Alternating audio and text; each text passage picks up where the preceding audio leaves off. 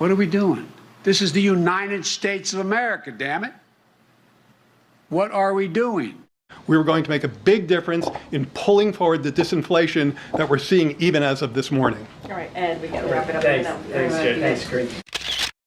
Jared Bernstein, Economic Policy Advisor for Kamala and Biden. So you said we hear you, but we've been hearing that message in some form over the past 3 years, and the fact is that prices are not coming down; they're going up.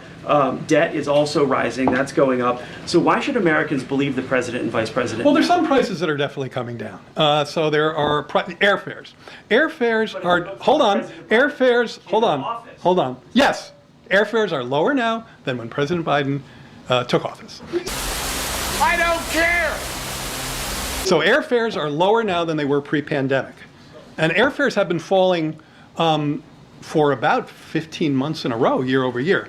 And of course, prescription drugs.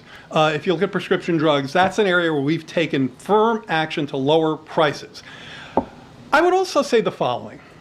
We have more work to do. Prices are still too high. You have a point. You have a point. Are you laughing with me? Because I'm not laughing. Am I out of line, Dr. Rydell, or is this guy pushing me?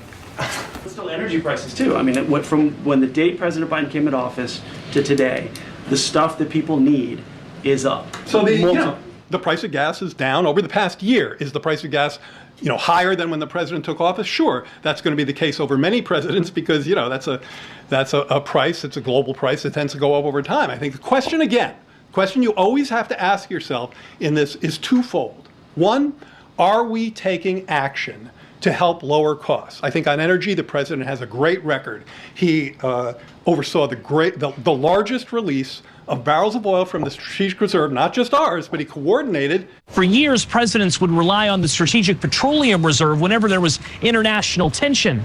But there's an issue this time. That reserve has been greatly depleted. That's because President Biden has tapped into the reserve multiple times during his presidency. In fact, over 200 million barrels of crude oil have been pulled out by the president since the beginning of last year, around 40% of what was stored. The White House says that has kept prices about 40 cents per gallon lower for you and your family, but it also means the reserve is now to the lowest levels since the 1980s. The challenge that we have as an administration is we got to let people know who brung it to them. That's our challenge.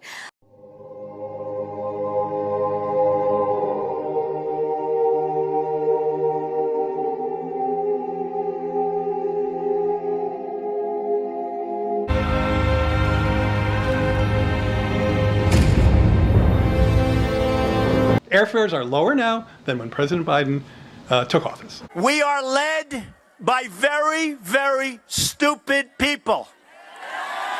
Very, very stupid people.